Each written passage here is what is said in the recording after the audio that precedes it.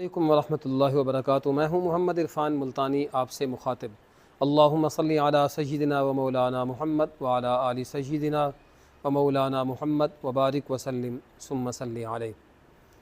कहते हैं ना कि लिबास चाहे जितना भी आला हो, जितना भी अरफ़ा हो, कीमती हो, वो कभी इंसान के जो असल औसाफ़ हैं, इंसान की हकीकत है, उस पर कभी पर्दे नहीं डाल सकता। लिबास से आप अपना वजूद तो ढांक सकते हो, आप अपने जिस्म को पर्दे में तो रख सकते हो, मगर अपनी हकीकत को लिबास के पर्दे में नहीं छुपा सकते। और इंसान के जो अंदर की हकीकत होती है वो इंसान की ज़ुबान से ज़ाहिर होती है। जब इंसान गुफ्तगू करता है तो उसकी गुफ्तगू से पता चलता है ये किस हैसियत का मालिक है और किस मिजाज का मालिक है, कितनी सलाहियतों का मालिक है, वो इंसान की गुफ्तगू से पता चलता है। कहते हैं ना कि किसी गधे ने ना उसे कहीं से शेर का चमड़ा मिल गया, उसने शेर का चमड़ा पहना, चमड़ा पहन के ना वो चलने लगा, तो तमाम जंगल के जो जानवर थे उससे डर गए, भागने लगे। तो वो और ज़्यादा मगरूर हो गया, चाड़ा हो गया कि शायद कि मैं कोई बला बन गया हूँ। गधा समझने लगा शायद कि मैं शेर की खाल पहन चुका हूँ तो मेरी हकीकत छुप चुकी है। आगे गया तो लोगों ने देखा तो लोग भागने लगे। अचानक उसके ज़हन में ख़्याल आया कि मैं शेर की तरह धाड़ूँ तो सही ना, जिस तरह शेर धाड़ता है।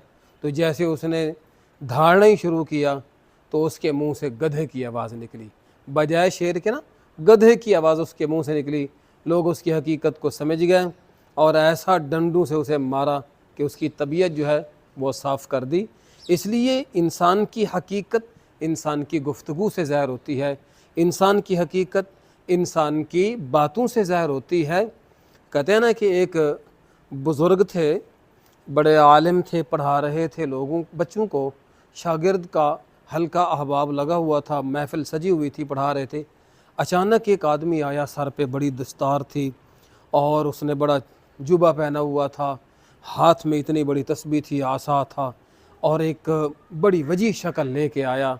तो उस्ताद साहब जो अपने बच्चों को पढ़ा रहे थे, शागिर्दों को पढ़ा रहे थे, डर गए कहीं ये बड़ा आलिम है, मेरी अगर मजलिस में आके बैठ गया, मेरे दर्स में बैठ गया, कहीं मुझसे कोई ख़ता हुई गलती ना निकाल दे, तालिब इल्मों के सामने कोई बेइज्जती ना हो जाए।